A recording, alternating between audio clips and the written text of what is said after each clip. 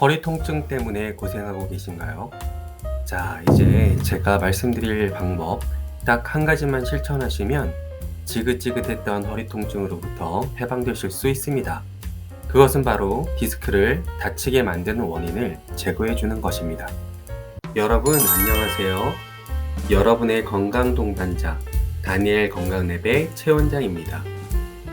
하루 종일 공부나 일을 하려면 우리 척추는 몸의 중심을 잡기 위해 항상 힘들게 버티고 있어야 하는데요. 이것이 하루 이틀 시간이 지나면서 장시간 쌓이다 보면 결국 척추에 문제가 발생하게 됩니다. 최근 잘못된 자세 및 운동 부족으로 인해 노년층뿐만 아니라 젊은 층에서도 척추 질환 발병이 증가하는 추세인데요.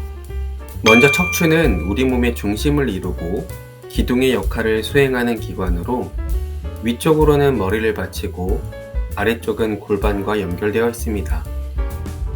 맷돌처럼 생긴 척추뼈들이 겹겹이 쌓여있는 구조로 이러한 척추뼈 사이에는 충격을 흡수하는 추간판이 있는데 잘못된 자세로 장시간 사용하다 보면 조금씩 찢어지고 결국엔 파열이 돼서 수액이 밀려나와 신경을 눌러 심각한 요통이 발생하게 되는 것인데요. 이러한 통증을 크게 두 가지로 구분한다면 허리 가운데 부분만 통증이 있는 경우는 축성 요통이라 하여 추간판만 찢어진 상태를 말하고 엉덩이에서부터 다리까지 통증이 동반되는 경우는 좌골신경통이라 하여 찢어진 추간판 사이로 수액이 밀려나와 신경을 누르는 상태라 볼 수 있습니다.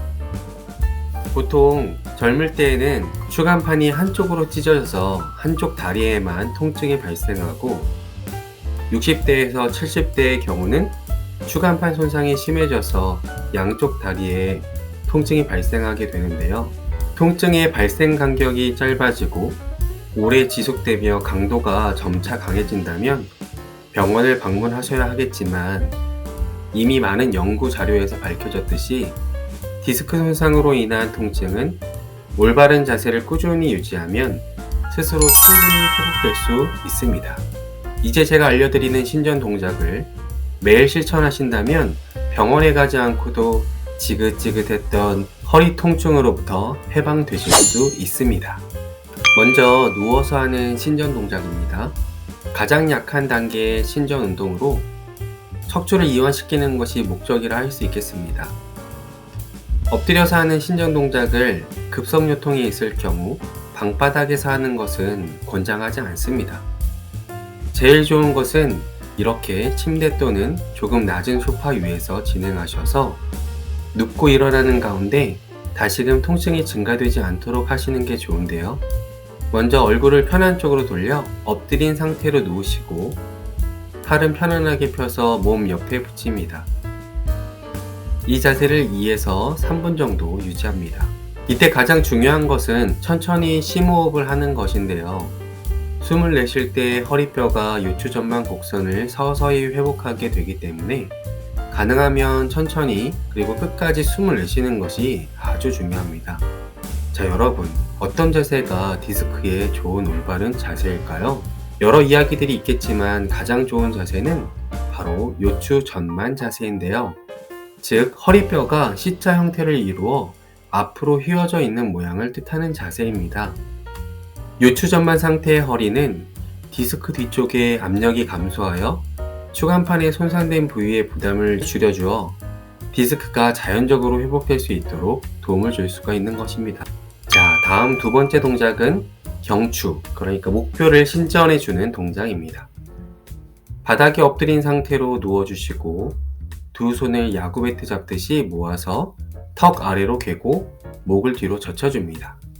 이때 온몸의 힘을 완전히 빼고 코로 숨을 들이쉬고 나서 입을 오므려서 허파에 있는 공기를 끝까지 내뱉을 수 있도록 합니다. 복강이 작아지며 들어 올려졌던 요추가 천천히 전만으로 만들어질 수 있도록 숨을 완전히 다 뱉어내는 것이 아주 중요합니다. 이렇게 이 자세를 3에서 4분 정도 유지합니다. 숨을 크게 들이마셨을 때 통증이 느껴질 경우는 디스크가 찢어지면서 후방 섬유륜이 더 열리면서 아픈 것이기 때문에 그 부분을 피하는 것이 좋은데요. 숨을 입으로 내뱉을 때 마지막 부분에 통증이 느껴지는 경우는 찢어졌던 디스크가 다시 붙을 때 생기는 통증이기 때문에 이때는 참고 계속 진행하시면 됩니다. 단 다리로 내려가는 방사통이 생길 경우는 한 단계 낮춰서 진행하시는 게 좋겠습니다. 2단계에서 전혀 통증이 생기지 않을 경우 3단계로 가고 4단계로 진행하시면 됩니다. 자, 다음은 세 번째 흉추 신전 동작입니다. 경추에 이어서 흉추까지 신전시켜주는 동작인데요. 팔꿈치가 어깨 바로 아래에 위치하여 팔꿈치로 바닥에 수직이 되도록 몸을 받쳐주시고 목을 뒤로 젖혀주시면서 이번엔 등까지 펴질 수 있도록 상체를 일으킵니다. 이때 시선은 정면을 바라보시고 심호흡을 하며 온몸에 힘을 빼줍니다. 이 자세를 30초 정도 유지해 주시고 다시 제자리로 돌아옵니다.